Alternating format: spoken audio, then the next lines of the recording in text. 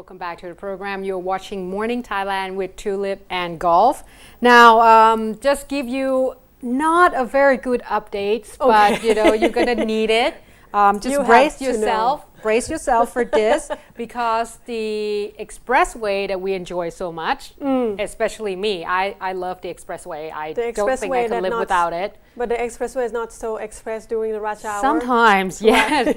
Yes, sometimes you pay and then you ended up with the parking lot. Right. Anyways, the Expressway and Rapid Transit Authority of Thailand, or EXAT, already came out and say that they approved the hikes in toll fees. Now they say that this is to raise a little bit of a money, right? About 5 baht for those of you who pay 45 baht, right?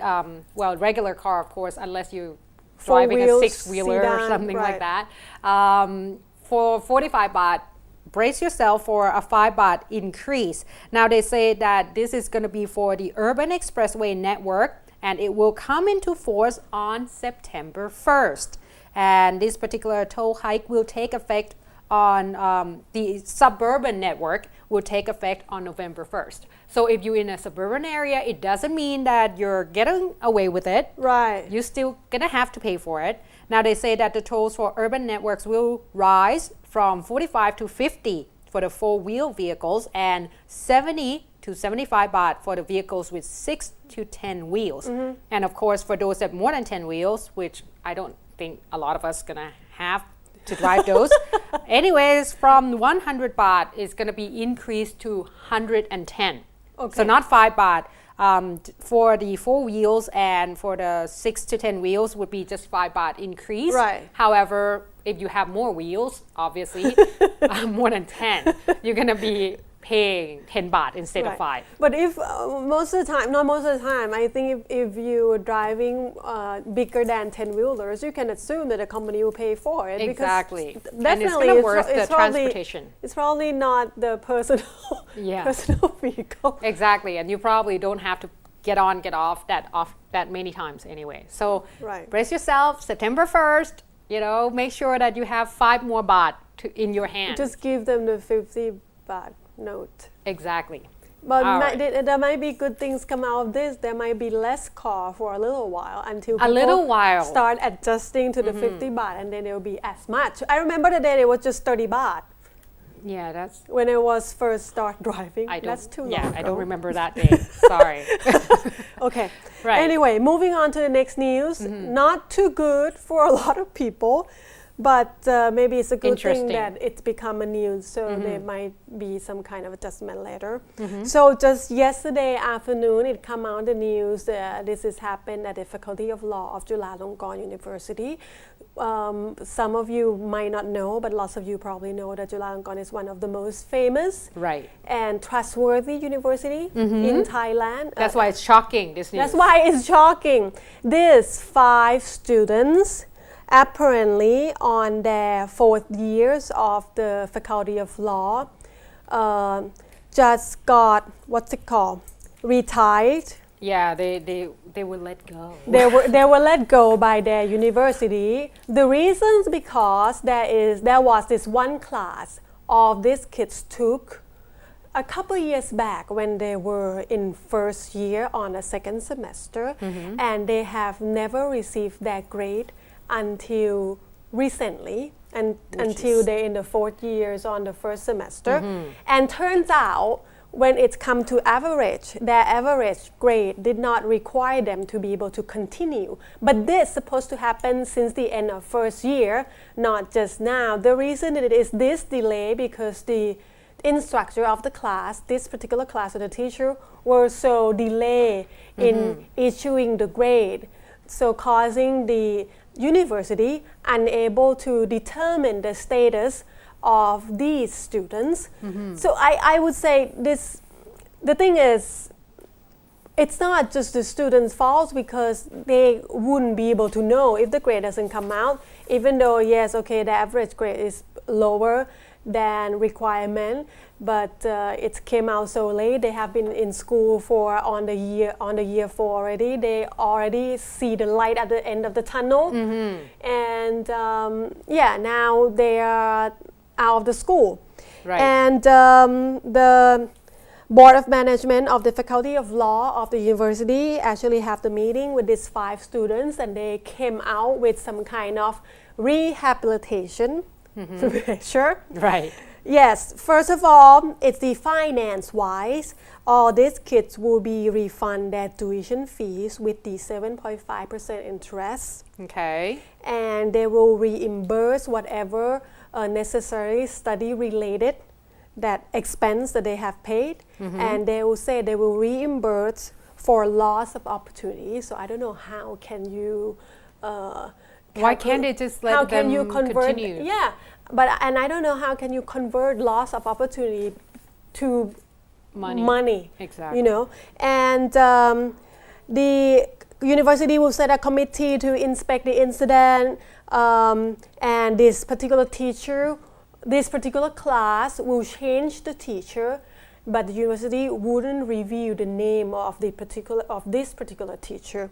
And they say they have set up some measurement for hopefully the future this would not happen. The student have to send the request in writing to ask for the grade by a month or 2 after the semester end, and if 3 months they haven't get their grade, this teacher will get in trouble, have some kind of... That's the thing. I think that it should be the teacher's responsibility, not the students. The thing is, the alumni of Chulalongkorn University came out to condemn the university. Even though everybody keep blaming the instructor, which I also, this is my first response, I blame the instructor. I feel like it's so irresponsible when you're a teacher. But this is also, I also agree with them. The alumni also blame the university for not doing their job, not keep it tight, because the system not supposed to allow these kids to register if the average grade is lower than requirement. And the university also blame only on the teacher, even though they don't say the name, but it's almost as if that has nothing to do with it. Right. So I think this case probably going to have to look into it a little bit more, because obviously, the university is at fault as well. Now, moving on very quickly here, we have more updates, or I have more updates on the whole expensive car case. The supercars that we can't... That sounds like Superman. Yeah. No. Superhero? No? Okay. No, not quite.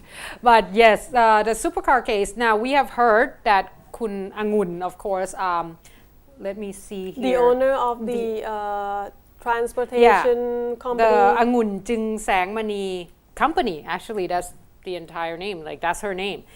This is the name of the company that transport the troubled cars. Right. That started the fired car. Now, she said that she was contacted just a week before the transportation, exactly, the transport, and she said that she was doing everything according to whatever has been hired that she has done before, and she said that at first they said it's going to be 4 cars, but then when they came out, it turned out to be 6, and the transportation looks a little bit weird, because if you say 6, normally you're going to come all together at once, and she said that the person that hired her sent in one at a time. Right. Right. So I think she's trying to claim that, this is innocent. Exactly, and someone else is actually at fault for this. However, it seems that at this point, Kun Tharit Prengdit also came out and said, and encouraging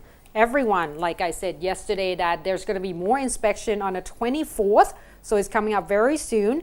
And they say that for those of you who own more than 4 million baht cars, of course, and on the list, guaranteed that it's going to only take a few hours to inspect, and you can get your car right away. However, if it turns out that it has been assembled within the country, and you claim that it's actually imported in, because apparently you pay tax differently. Right. You pay tax differently if you import just the parts and you assemble it in Thailand. It will be cheaper tax. And the thing is, if they turn out to be, differently than what you originally told the custom department, then there's going to go either way. Either you're going to get in trouble if they found that it was you who trying to create false documents and such, or it will be the dealer that you bought it from. That's the Rolls Royce of the คุณ Deputy เฉลิม Prime Minister No, it belongs to his son's business partner, the Singaporean businessman. He already cleaned himself out of this. And It's a nice ride. Yeah, it's Rolls-Royce Ghost, they call it. Fancy. Yes, very fancy. So once again, on the 24th, we're probably going to see more of the luxurious cars getting, checked, so on and so forth. But I believe that they already found out of 300 something, about 300 were actually reassembled here in Thailand. Okay, so 3/4. Yeah, almost all of it. Okay. Almost. We actually have problem with false documentation. Right. So we're going to have to wait and see. And I think you have another interesting news about another person who owns High profile case. Exactly. I think Kun Phai were talking about this the other day. This become famous monk called หลวงพ่อเนนคำ apparently get on the private jet and flew to France. Supposedly should come back here today, but reportedly he will stay a little longer in France. Oh, so just a little bit. I don't think that one was going to France. It went somewhere else because he claimed that it was the old picture. Yeah, okay. Old I was picture. going to go to that. But currently he is in France. Yes, he is. So yesterday, the spokesperson, he have quite a number of spokesperson. He have the one that is a monk and the one that is a normal person. Right. This spokesperson named Panu Sukwalli came out yesterday and said that all these are old photos and that private jet that people claim that it's belong to the monk, it's actually owned by Bangkok Jet Company, that lots of time that people that admire him or invite him to visit will rent this private jet for the monk if there is an emergency business that he has to attend. What kind of emergency?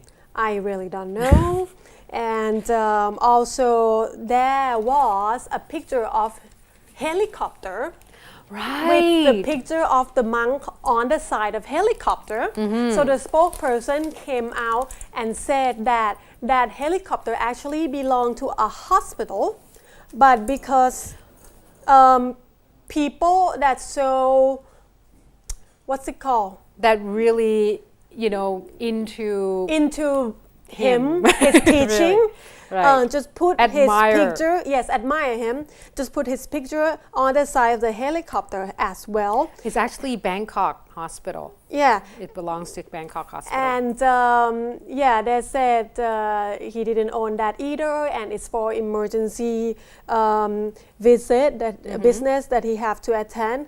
Also, yesterday, there's a lot of things going on with this case. The president of the Thai Buddhist Group Club has submitted a letter to the Sangha Supreme Council of Thailand, asked them to inspect the status of the donation money of the temple that this monk stay and of this monk.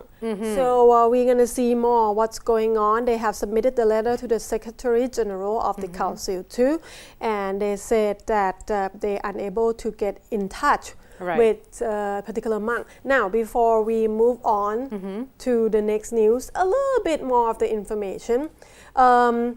This monk, หลวงปู่เนนคำ, normally stay at the temple called วัดป่าขันติธรรม in ศรีสะเกษ Right. Yes. And there's a lot of news information floating around going on that the temple is actually not certified as a temple. So That's finally great. yesterday another spokesperson that is a monk of หลวงปู่เนนคำ came out. This monk name is พระทักกฤษ sorry That's funny. it's a Bali name Bali Sanskritพระทักกฤษกันตธรรมโม has come out and said, okay, this is not the real temple, but there is a reason behind it. Okay. Because it's a meditation place? Not No. exactly, Okay. because actually หลวงปู่เนนคำ has a plan to build the biggest jade Buddha image in the world, and he will build a vihara or a temple for this particular jade image. So it's still a project going on, and after he already built this and done, he will give this to the royal family, to the royal for the royal right. And for personal yes, use, so on so and so it forth. won't be the temple anymore. So that's why what it's they claim. legitimate. So they said it's in the middle of building, and they said all the donation have all the paperwork, and they are willing to be inspected. All right. Well, I think we're going to take a short break first, but of course I have updates on Kun Ekayut case, the murdered businessman, as well as talking about rice pledging scheme again for next And flight. also water management. So stay tuned.